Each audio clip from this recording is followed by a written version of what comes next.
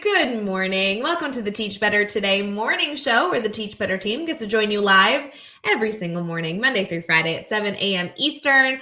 I have Kate with me today, which is a huge honor. So if you are a newbie to the Teach Better Today morning show and haven't tuned in before, welcome. Or if you are somebody that listens to the Today Show every single morning, it's a part of your routine all the way since August.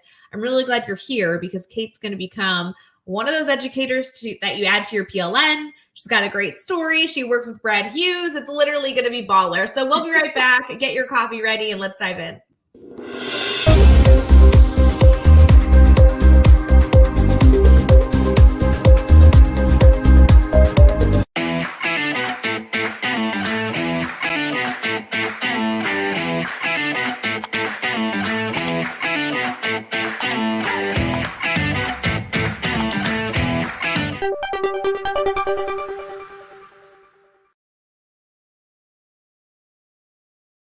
Hey everyone, good morning. My friend Kate is here. Kate, how you feeling so far? Good. A little nervous, right? I think we always are when we share our thoughts, right? Because they're open for opinions, but I'm excited to be here.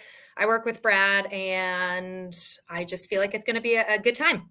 I am very glad that even though you're nervous, you chose to be here. I'm very excited for our community to get to know you. And I feel like being nervous on a live makes sense, right? I mean, Yes. You're talking to a wide audience. You know, you and I have just recently met, so you got to make sure that, I treat you well. I get it. It makes sense. Yep. I feel like after you do it 300 times, you might feel better. So like 301 feels great. I don't know.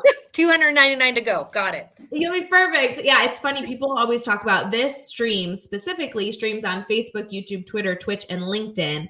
And then it also becomes an episode of Teach Better Talk podcast. The podcast launched in 2018, and we go live like on a constant basis. So like the first year or so, I was nervous. Then from there, it's like riding a bike. You just jump in, and at this point, if you make a mistake, everyone gets a good giggle and you move on. You know what I mean? Got it. That'll be good. Kate, for our community here that may not know you very well, especially those in our Teach Better family who are just going to be so jealous and excited that you work with our Brad Hughes friend that is a part of our Teach Better team. Will you tell us just a little bit about yourself? What do you do in education? What's your role? All that good stuff. Yeah, so I am a grade 3-4 teacher. So I teach core. So that is language, mathematics, art, and social studies. I am fortunate enough to work 80% of the day. So I have the last 20% of the day off. So I am only 0.8, which allows for a great balance in terms of work, home life. I have 2 young kids at home. So navigating that and being totally invested in school, it's nice to have that flexibility. That's killer. I just want you to know I have already a million questions. Because, okay, so where are you located? Our community will have that question too. Give us that, and then I have way more for you. Yeah, so I'm located in New Hamburg, Ontario. It is a very small, tight-knit community, and it is one of 2 public schools in the community. And our school is about, I'd say, 200 to 250 students. Amazing. And there are so many educators listening that are located around the US and Canada that don't have any experience in what it's like to have like a 0.8 contract. We hear about it. Those are like mystical, at least where I live. Those never exist. And if they do exist, it's not like a legitimate role. It's like a 0.3 position. You're like, well, 0.3, that's not a full, but 0.8, I mean, that's like a full experience. And yet you have that 0.2 that you get to allocate back to your family. Do you mind sharing more detail and what that's like for you and how you found a role that fit your lifestyle so well? Yeah, so it just kind of happened from fate, if I'll be honest. I was working very far away from home, and with dropping one at daycare, one at school, it wasn't working. So in our board, we have a voluntary transfer process where you click a button and you relinquish your current job. You interview for the ones that you like. If you don't get those, you get placed wherever the chips may fall. So it's a very risky process, but typically there are the more well sought out after jobs, the 1.0s, the retirements, things like that. So I took a risk, clicked the button, and lo and behold, one in my neighborhood with 80% came up, and I applied, interviewed, and was fortunate enough to get this opportunity. That's huge. Okay, we have to talk about fear then. That has to be something that many, many educators are constantly struggling with, especially it's February. This is the time when if educators are considering maybe making a risky move, they probably haven't pulled the trigger yet, but it's like on the horizon, right? Like maybe March 1st, they'll start making moves. Maybe they'll wait till May, but whether they're changing positions or just applying for an additional leadership role, whatever it is, it's scary to like take a risk. I mean, that's a big deal. Can you speak to that a little bit? It's definitely scary. My husband can totally attest to that, right? The jitters, the not sleeping. I had all these planning boards out. Okay, if I get this job, this is the time we got to leave the house. This is the time I got to get to extended day, all this stuff, right? And I think the fear is, what if it doesn't work out? But then on the other side of that, there's, well, what if it does work out? And in this case, it did. And that had to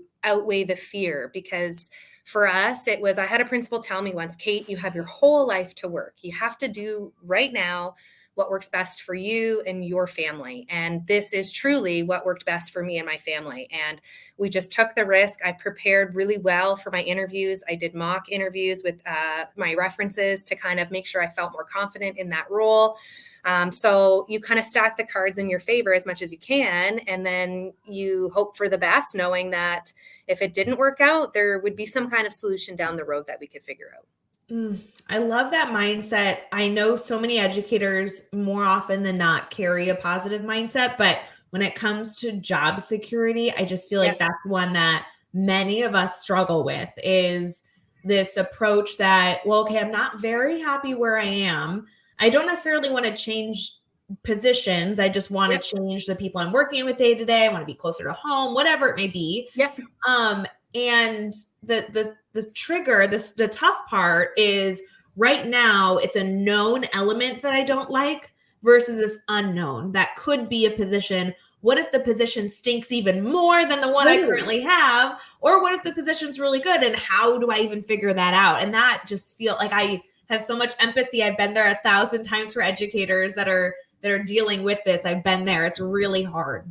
It is hard. And I would say my first year at this school was rough, right? You don't have that community of parents who know you, or community of guardians who know your name as a teacher, right? So there's always that speculation of there's the new teacher in town, especially in a small, close-knit vibe, right? Right. And we have a lot of staff who have been here for a while, right? So now you're the new staff, and sometimes you challenge things. Sometimes I like to think I'm a bit of a salmon swimming upstream, right? So not everybody agrees with everything you're going to say. So there is a little bit of dust that has to settle in a new place. And that will happen and that will come. It just takes time and swimming upstream sometimes. Yeah, right. And now you're in a great position. It sounds like a perfect fit for you.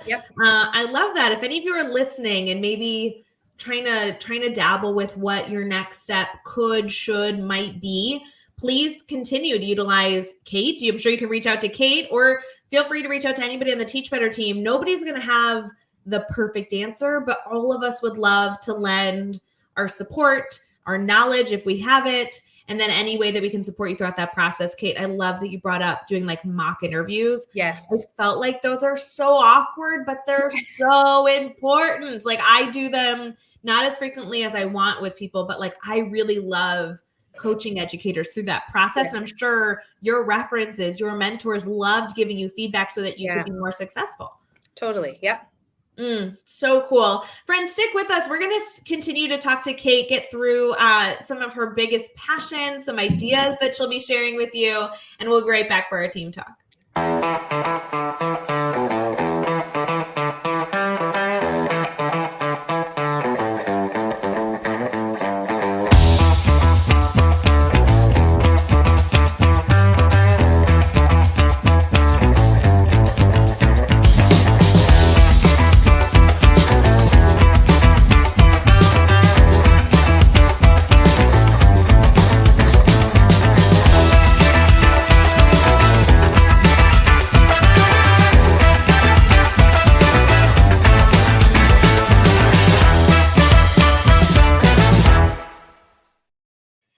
everyone. Thanks for sticking with us. We have Kate with us already having a great conversation, now headed into our team talk. In this section, it's a part of the show that we have every single morning where we're able to talk through ideas that you can consider throughout your week and also learn from the people that we have on the show. Kate, I can already tell you have a lot to share. We've already talked about, to be honest, some pretty stressful, big decision making. I want to get into your passions though. So you're obviously a very, very passionate educator. You have a lot of people backing you up in terms of your leadership, your mentors, the people that teach around the corner.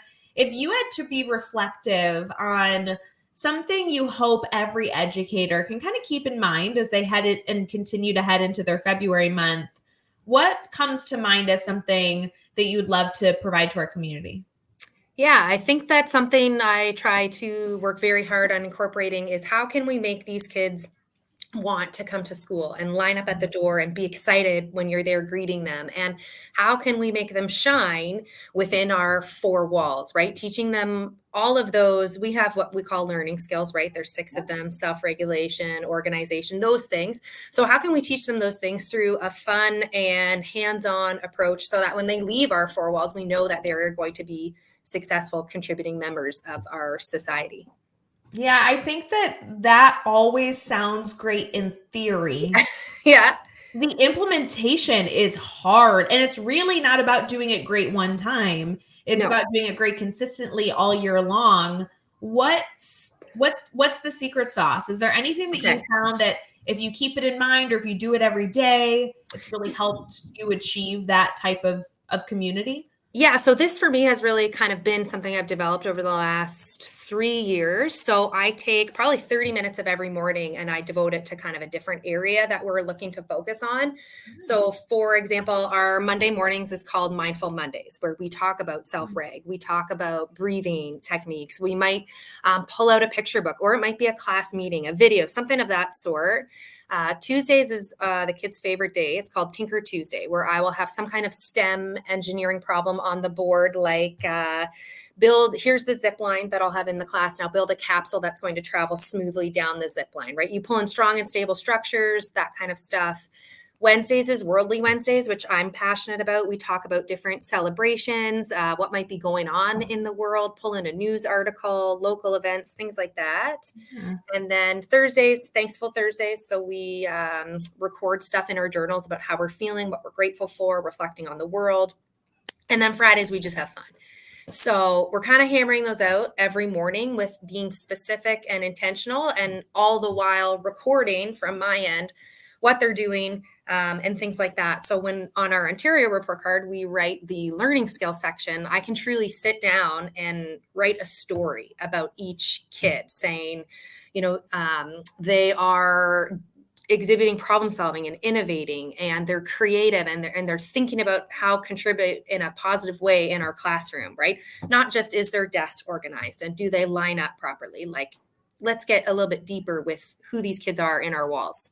Wow, what an incredible structure that gives you very clear parameters to work within with a very strategic aligned system that gives you so much flexibility to have fun, right? Yes. Like I would love if I knew every day class was going to begin with something that was slightly expected. I really do appreciate a routine, and so many of our students do. Yes. But also give me the freedom and flexibility to know that it's going to be engaging and fun. And it's going to be something that my teacher really puts thought into. I know that there's so many educators listening right now that might work in that K-5 space, maybe middle school, maybe high school. Even just one of those days implemented by teachers would make an enormous impact. Totally. I would say at the beginning of the year when we started our Tinker Tuesdays, there was a lot of, I don't know how to do this. I can't figure this out. And that inability to push past the problem and be creative and think outside of the box. And now it's, can we have more time? I'm not finished, right? There's all of these really great opportunities happening. For example, last week we had our zip line and it was busy. So I see these girls taping up a new zip line in the back room of the classroom, like all these really awesome skills that these kids are learning while having fun. I want to do that activity myself. And I'm gonna tell you ahead of time, 30 minutes will not be enough. Yeah. I will need so many different resources, supplies, and I will need at least an hour. I just want to I think it's great that you also have given yourself an opportunity to be a little bit more fun in the classroom setting. There's so much going on in the mornings when our students come into our classrooms, and it doesn't matter what time of day we have them. Everybody needs just a second to reset. And being able to have this time in the morning also gives you the opportunity that if a fire breaks out and you know that you deal with something, you have a way that students are going to be engaged and something you can quickly explain to another adult in the room or another adult coming to help you or support you, that allows everyone to be consistent because that routine is so well in place. Yes, I agree. And the kids really do enjoy it. And it brings up some really thoughtful discussions too, right? In September, we were talking about 9/11 and how I told them I remember exactly what I was doing in that moment when we heard the news. And so many students came back saying, we talked about it at dinner and my mom was doing this and my dad was doing this. So not only are we creating that excitement in the classroom, they're bridging that gap and talking about it at home as well.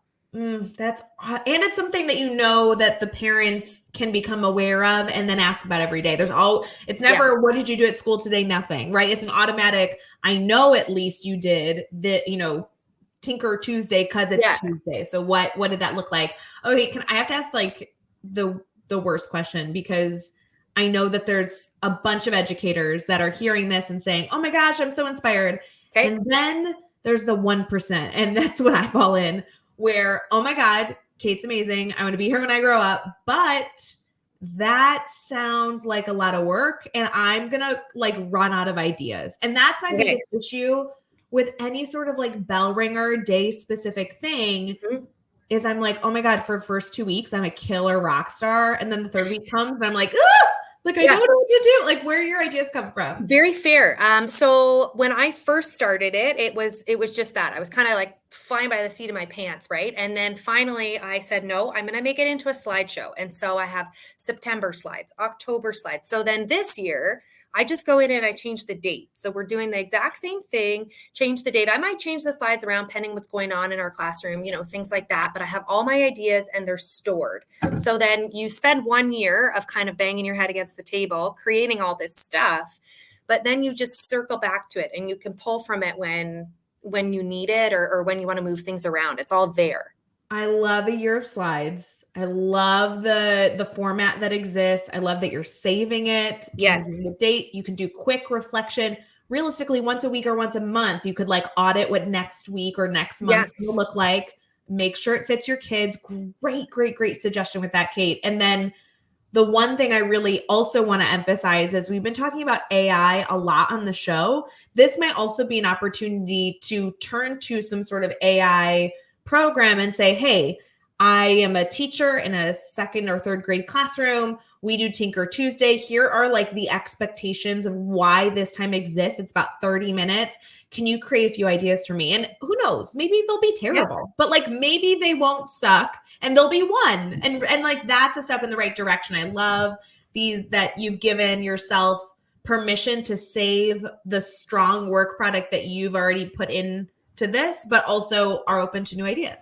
And I think sometimes the ideas can be simple, right? I think sometimes we try to overcomplicate things. Like if you type into Pinterest gratitude journal ideas for kids, a whole bunch of ideas come up. And it could be something simple as what makes you smile or whatever it might be. And Tinker Tuesday doesn't have to be complex. It could be, here's a paper plate. What are you going to do with it? Right. And then you start to see all these crazy, wonderful, bizarre ideas that you just kind of fall in love with. So it's okay to have simple ideas or just splash some materials out. Or I've even drawn half a drawing and put it on their paper and said, what does the rest look like? And then you get all these cool, unique things happening. Oh my God. I want to be in your classroom so badly. All these ideas, I'm like, okay, Kate, let me like be your student. I'll tell you. Because if you hit it, I love the paper plate example. Holy moly. See, I think I overcomplicate things. Like my background's in middle school math. And I think in my mind, I'm like, it has to be perfectly aligned and set up and everything. You've given yourself so much structure that you can provide simplicity in the activities because there is already so much management that's been put forth. And I just couldn't be a bigger fan of that. That's killer. Good for you. Thank you. And I think too, when people are thinking like, it's a lot, because it is, team up with a friend, right? You do 1 week of ideas, I'll do the next week. And then you share that slideshow, right? And then now your time and your workload has been cut in half because you're sharing that ability to design it all with a colleague. That was a huge saving grace for me. It was before COVID, right? The world was different, but whatever. It was before COVID. There was a middle school math teacher that I didn't work with specifically. She was in another building, but we taught the same subjects. And so she would take one part of the grid that we were working on. I would take the other part of the grid. We build grids together. It was half the work. We were both strong educators. We had different skill sets, and it came together really easy because of that collaboration. It's a great reminder for February, especially at this point in the year, to be able to say, am I collaborating? I also think too, I think back to the other day, we had a rough go in our classroom, and I think it's important to stop during those moments and then really use it as a teachable moment. So for example, I was problem solving an issue in the library, and my room is attached to the library. So I can open the door and hear the class, and they were reading silently. And I could see 6 or 7 students at their desk reading fantastically. And then a bunch on the carpet who, are chit-chatting with their friends, as fine. And then there were a few on the carpet who were reading and being silent. And then we came in and I thanked those sitting at their desk. And the ones on the carpet who were reading silently said, well, Miss Lipset, why didn't you thank us? And so we took a minute and we talked about that idea of guilty by association. While I might not have noticed you were reading quietly, I was distracted by those making loud noises. So while I'm not upset, it's an opportunity for you to realize I'm going to separate myself from those who aren't making a good choice. Even though I am making a good choice, you might not always be recognized because you're close to those who are making that bad choice, right? So that idea of slowing down, and it's okay to pause and reflect and really use those as teachable moments. And you could see some of the kids like, yeah, that makes sense to me. I get that. Kate, there's been so much in today's show. I'm very, very, very sad to have it end because I feel like we could talk shop all day, and maybe we will someday. But today we have to let everyone else go about their wonderful day ahead, working with students, celebrating the great things happening, and hopefully staying out of the wacky weather we've been having. Yes. Do you mind sharing how our community can stay connected? I would love to continue to feature you in our Teach Better family, but also allow our community here to have that collaboration with you in the future as well. Yeah, so I'm not a big Instagram person. However, I do have an email. And so how would you like me to share that, Ray? Yeah, do you mind just saying it out loud? And then we'll also include it in show notes. And friends, if you have any issues connecting with Kate, just direct message me. I'll get you her details. Yes, please do. So it's Caitlin, Kaitlyn, just as you see on the screen, _Lipset, also on the screen, at wrdsb.ca. Wonderful. So good. If any of you have any issues connecting with Kate, let me know. Also, we can reach out to Brad Hughes, which gets to interact with Kate as well. And I just want to thank you for being a part of the show. I feel like this conversation flew by. There was so much in it. And I hope that we get to do this again sometime soon. Yes. Thank you so much, Ray. I appreciate you having me on. And I hope everyone has a good day. So fun. Everyone have a wonderful day ahead and keep us updated if you need anything. Hey, Teach Better community. Thank you so much for joining the Teach Better Today morning show every single weekday at 7 a.m. Eastern.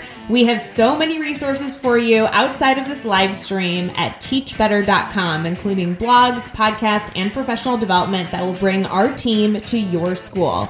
Wherever you are listening from this morning, please make sure you are sharing and celebrating the incredible educators in this world. And hey, if you are listening over on a podcast to Teach Better Talk, we would love a 5-star review. The comments are always so entertaining. We'll see you tomorrow.